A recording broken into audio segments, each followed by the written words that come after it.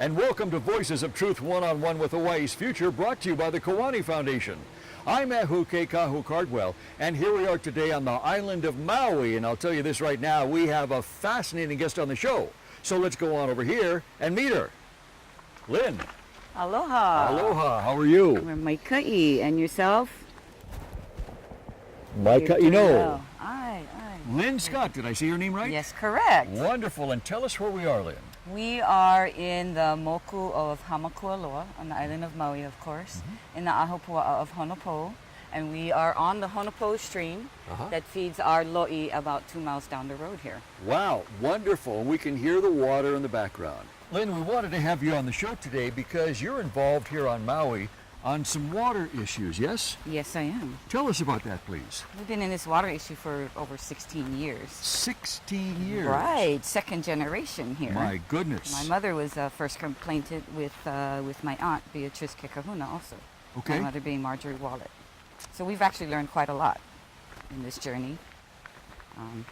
Lost a few kupunas, gained a few more warriors, which is really great. Learned a lot of law facts and acronyms and what a CFS is, and really just trying to stand up for our water rights so that we can keep our kalo going and keep our culture so our kids will know what this is all about before we lose it. Gotcha. So it sounds to me like you don't have enough water to grow your taro to feed your families. Yes? Correct. Enough steady flow of the water year-round as it should be.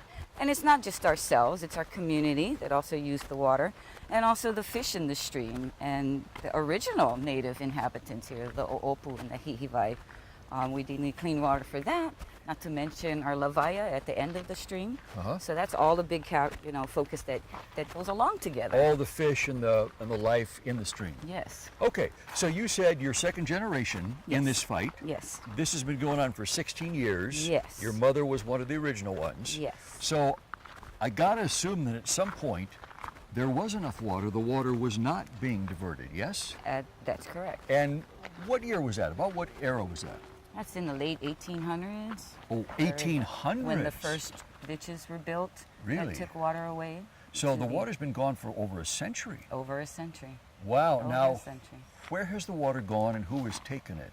It has gone to feed cane fields in central Maui that is owned by A&B and run by Hawaii Cane and Sugar, which is no longer in business. Okay, A&B is Alexander and Baldwin. Yes, correct. Which were one of the original big 5 corporations in Hawaii that established themselves right after the illegal overthrow of the Hawaiian Kingdom, yes? Yes. Okay. Yes, and so East Maui Irrigation does the transmission of the waters that take it to town, and also the county, and also the Kula Ag part. So we are sharing with a lot of people, but we're ending up with just a smaller portion here. I'm going to assume that somebody went either to the government or to Alexander and Baldwin and said, hey, wait a minute, we want our water back. What happened? There was a point where we would just go to East Maui Irrigation and just say, hey, no water in the stream today, put it in there. But it came to the point where more and more water was losing from the stream, and it was just too evident to say, just give me back the water when there was no water there. So why was it happening that our stream was taxed 4 times and water taken away at 4 different points? And that became a problem. So we did ask for help from Native Hawaiian Legal Corporation.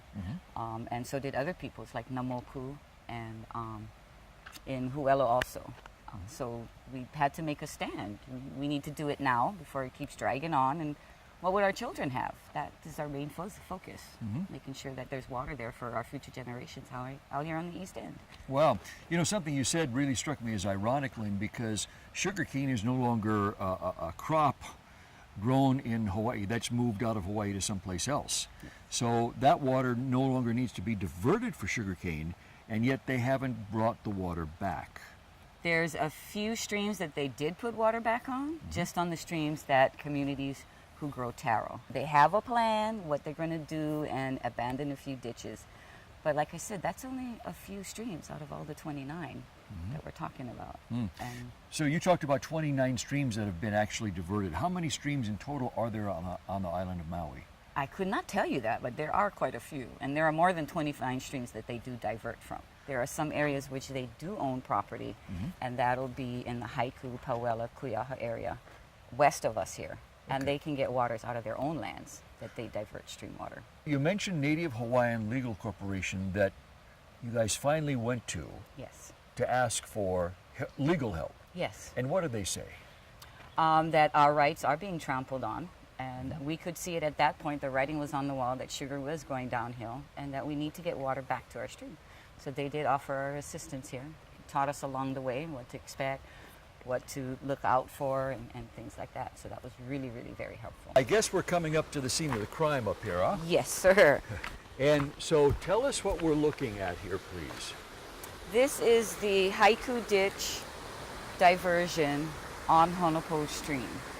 So right now it's a little clogged from debris, but there are strips, open strips in between there in the concrete, that as the stream flows over, it falls into the ditch and sometimes bypassing us. Originally we had 2 pipes there, and we asked for more water, so they put in a 3rd pipe. And I said, well, if the water didn't reach the first 2 pipes, how's it going to reach the 3rd pipe? They made a ramp. The Department of Aquatic Resources found that there wasn't a way for the o'opu to get back upstream to spawn. So a ramp was created for them since they need that wet waterway. So that was really good, because otherwise they would fall into the ditch and not be able to get upstream to spawn, so that we can have that continuous cycle here. Gotcha. So, Lyn, would it be accurate to say that if the water was not diverted, there would be a whole bunch more water flowing down here? Yes, you would see about this. Honopo is just a stream, so it kind of ebb and flows with the weather. And sometimes, like I said, it does run away, goes underground, and comes back up somewhere. But this is about what it should be on a daily basis. This is what it should look like, but you aren't getting, even though it looks normal, you aren't getting what you need, right? Right. Most of the days of the year we were not. Last year we were very fortunate. You know, it rained a lot here in the islands, so we're fortunate to get a lot of water. But during the summer months is when we're competing for this water, when there's less water. Yeah, when it's hot. Right. Yeah. And so a lot of the water was being taken away, and a lot was being lost in transpiration, evaporation, all that kind of thing. You know, maybe used unwisely, sometimes even dumped. If they didn't need the water, they would just throw it in a field somewhere. Wow. Yes. Instead of And- give it to you guys.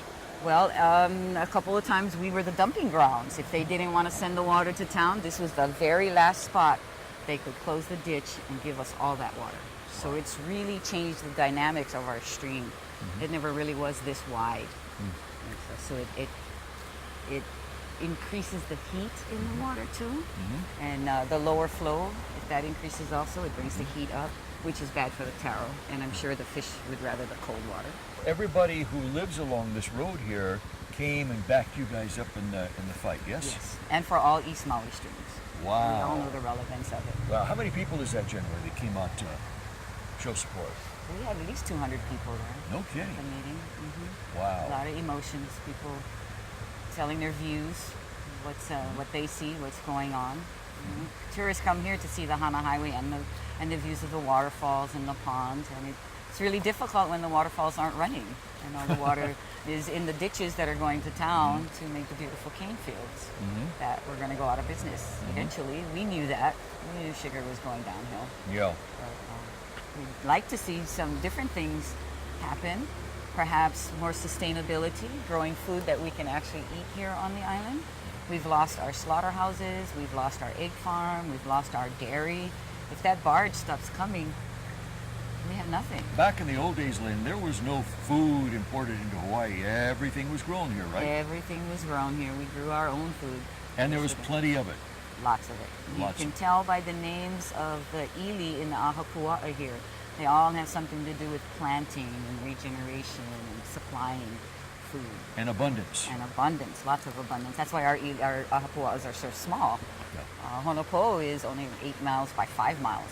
It's such a small ahapua'a, but it fed a lot of people back in the days. We even, along with Keanai and Wailua, fed taro and poi to Kalaupapa. And all the lepers were there. Really? Yeah. Wow. And today, how much food is grown in Hawaii? Very little. We should be fostering more farmers, and we should be putting more money into farmlands and rejuvenating those soils. And you know, I believe in regenerative and natural farming. And what the Hawaiians would do is they would put all these things back into the taro patch And so that it would grow, and they would utilize different areas for different things and grow their sugar cane and raise their pigs and have their fishing areas, and everybody respected your fishing rights and your kapu, when not to take certain things from the land. And if you take something, put something back. You take a banana tree out, plant one. You know, better yet, plant two nowadays. Our population is growing. Yeah, yeah. So we really need to do things like that. We need to inspire our kids to be outdoors, not to be in front of the Nintendos or whatever they're called now, Xboxes, and get out there. You know, we were told to get out and play, and all we had were sticks and stones, and we made it work. And we have friends and alliances that we still have to this day. This area here has become pretty well known and popular with people, yes? Yes, we get a lot of swimmers here. They bring a lot of children. We find some damming up of our streams, leaving opala around. And, Trash. A lot of trash around. And we need to educate people on how to take care of our streams. You know, not to misuse them and throwing things in them and thinking it's a waste disposal or bubbles in the stream or having all these big parties. Right. You know, we've had a lot of big gangs here and we don't have any public restrooms. So if they stay all day, where are they using the restroom, and you know, what's happening to our little area here? We need to educate people on how to be more respectful of our places that we have. This is private property here. This is not public property, right? This property right here is a private property, but so many people have come here over the years. It was just a small group of people in Haiku, and then now it's blown because Haiku has blown, and people come from Kula and even out further in the country because it's so convenient and easy from the highway and from our little roadway here. And the owners have let people come and enjoy because it's a beautiful place. We've actually found plastic spoons and plates in our Hawai 2 miles downstream. It's congested our roadway here. It's a private road, so we've actually had people speeding up and down our roadways. And just the congestion and the disrespect, that's really what hurts us. We've been in this water battle for so long, for 16 years. My mother has passed away. I'd like to pow with this already, be done. I don't want my daughter to be fighting this battle, and I don't want my grandchildren to be fighting this battle. I want them to be able to grow taro peacefully without worrying what's going to happen next, who's going to take the water next, you know, is it going to be available for me?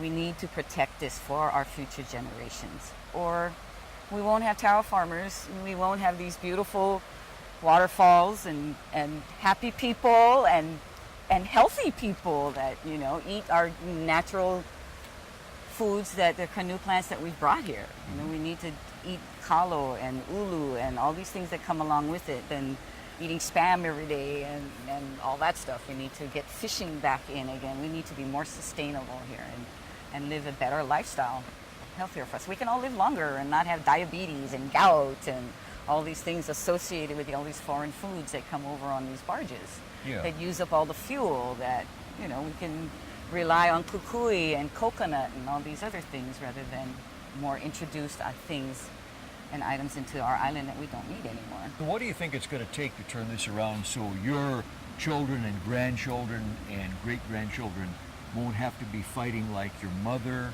and you have been all these years? What do you think that's going to take? It's going to take us educating our children, teaching them the proper way, giving them and showing them what to do. You can't just put them out there and say, do it. You need to say, come here, take my hand, I'm going to show you how to do it. We need more teachers out there in the old ways. We need to bring our kupunas back into the picture here. The elders. You know, the elders. Get the elders back here. Tell us their stories and the relevance to the area. Bring back the pride to the children. We've lost that here.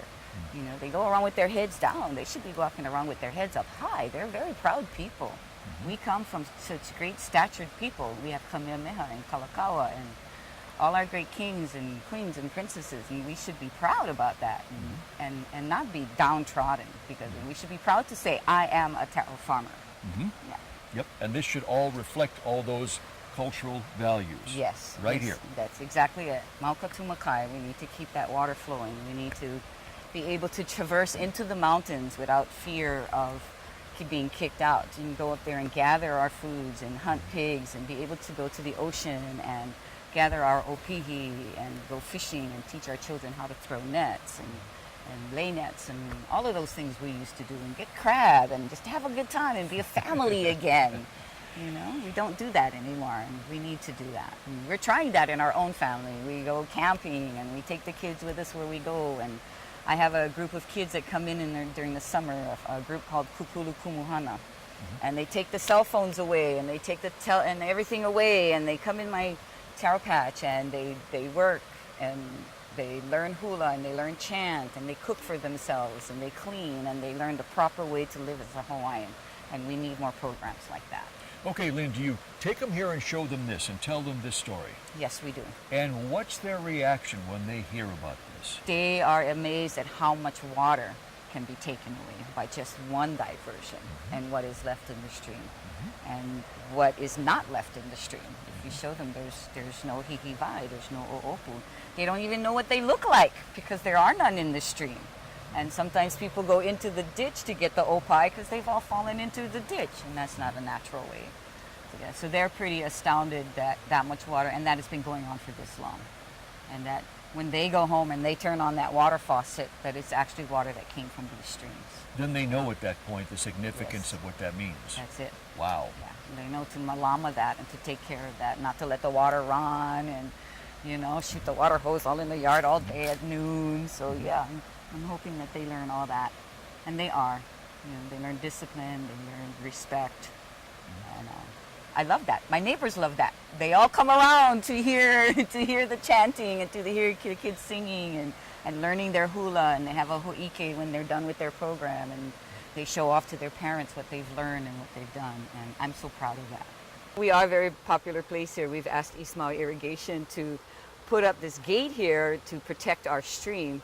I've come down here a couple of times, and people be changing their oil from their car. They'd be changing their oil in their car or Yes, truck down here? Down here. Okay. With the oil flowing down. And I came once, and some pig hunters were here just gutting their pig and throwing the entrails in the ditch and blood everywhere. Right here? Right here. Oh, and my goodness. I asked East Maui Irrigation, even though they're a company that, you know, we have a problem against, the workers are still our cousins, are still our friends, so we do have some kind of, you know, meeting point in between, and we asked, could you please put a gate here, because we never know what's going to happen to this diversion also. People come and they do silly things, so Wow. It's to protect.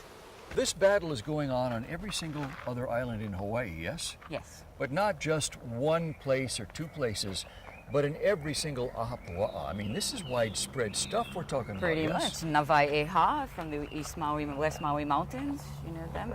Yeah. Oahu, Kauai, Hanalei, they have a problem there also. Makaveli and Waimea, they're trying to keep their water.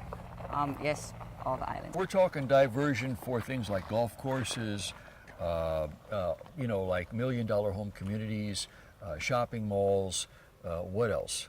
Just the county, just people living, more and more cities coming up, more and more towns, people's swimming pools.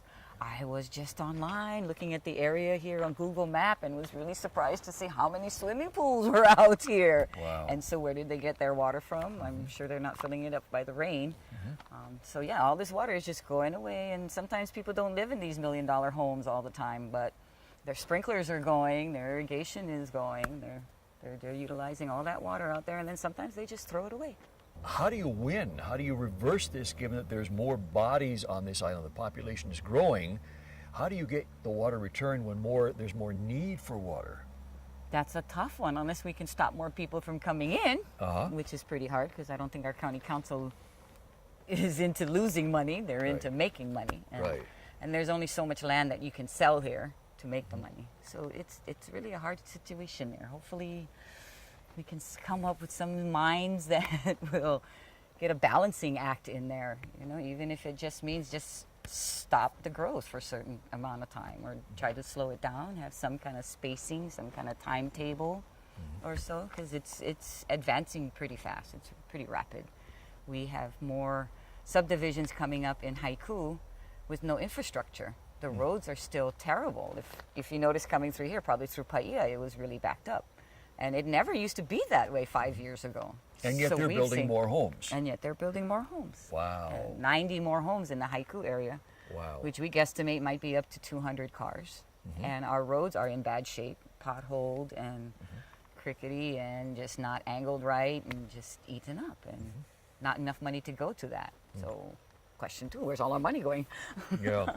Okay, Lyn, so are you folks in East Maui networking with other areas on Maui about this, as well as people on the other islands? No, not really. We've been in this for so long. Of course, we've talked with people from Navai'eha, but it's been going so long that we almost feel like we're in it ourselves in a way, because we have a different circumstance that the sugarcane field was still in operation. So and now that it's changed, so it's a different scenario now. How many younger ones do you have now that are active in this movement?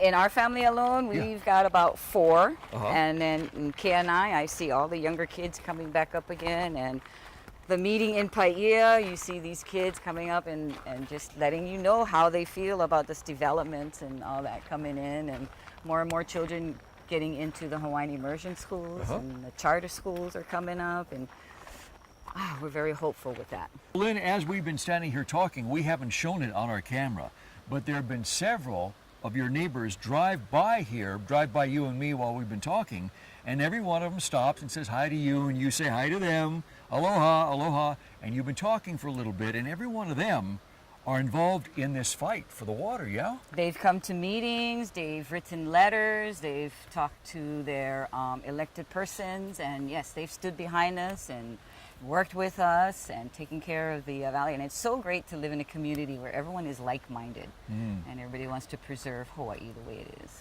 And the people that live here, your neighbors, they're not all Hawaiian, they're not all Kanaka Maoli. Most of them are, but some of them aren't, yeah? That's correct. Only pretty much our family and another family here are the only Kanakas pretty much left. Voices of Truth one-on-one with Hawaii's Future airs throughout Hawaii, but it airs also around the world in a lot of different markets. And it's very possible that somebody on the other side of the world is watching you and me right now, and they may be involved in a water right struggle where they live. What would you say to them? What's your message for them on the other side of the world? I would say don't stop. You know your rights. You know that the native fish and fauna need that water. We need people to stay in that fight to keep the water on the land, to keep water in its same canal and not being drained off to other parts where it doesn't really belong. The dry parts were dry for a reason, and the wet parts were wet for a reason. So I'd say don't stop, just keep trying. Just every little avenue that you can. Stay on your land, work it and grow it, and just keep trying. With respect to this area here that you live in, this neighborhood, and let's say East Maui, maybe all of Maui, 10, 20, 30, 40, 50 years from now, what would you like this to look like? Hopefully it would still look the same, with not that many homes on it, with more people that are utilizing the land for sustainability, for food, for teaching, for just to keep the openness of the land. Places where the children can actually play. People can graze cattle and just live happily as we did 20, 30 years in the past. You know, we'd like to see the encroachment stop at a certain area and not invade everything on this side. So we can live happily. We can come home and go, we're How big a job do you think that's going to be? That might be big because you need to educate a lot more people about that. Our minds have gone away from the simple ways of life. We become so complicated with electronics and turning on the light switch, and we really just can't appreciate that sun rising in the morning and setting in the evening. What would you say to somebody who says, you know, you can't stop growth, you can't stop people coming in here, you can't stop golf courses from being built? That's just reality today. I mean, get with it. I realize it, but we can still try to slow it down. Do we really need that many golf courses? You know, there is arguments against having all this growth here. Hawaii will not be Hawaii anymore. We'll be Waikiki. You know, sorry, nothing wrong against Waikiki if you like it, but we are the country, and we want to stay the country. And if we got to pull teeth and educate people and do that, we really need to do that. And it's really sad that it's become a struggle, because people we thought that people would just know it. That's how naive we were. What makes you get out of bed each day and say, I'm going to fight this another day?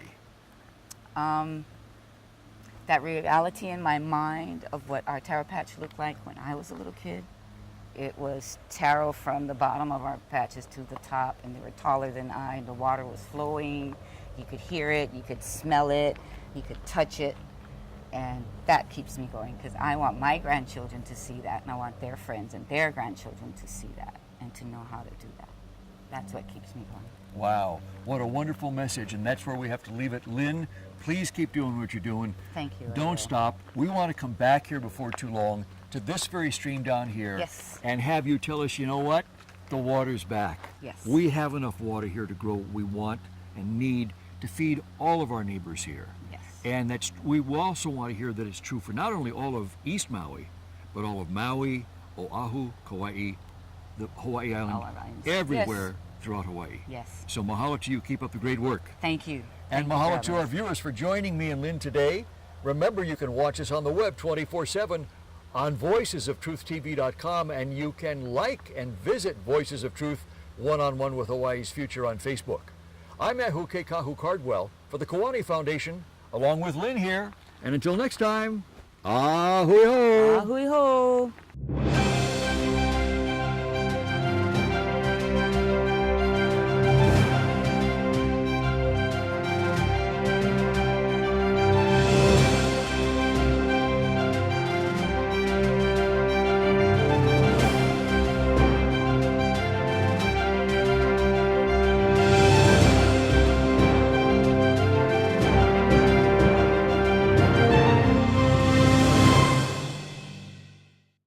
Mahalo for watching Voices of Truth One-on-One with Hawaii's Future. Watch us on the web 24/7 at voicesoftruchtv.com. You'll find all our shows, including this one, in case you want to see it again or share it with family and friends. Also view our weekly video commentaries at freehawaiitv.com. And check out our blog, published daily, at freehawaii.info. It's all part of the Free Hawaii Broadcasting Network.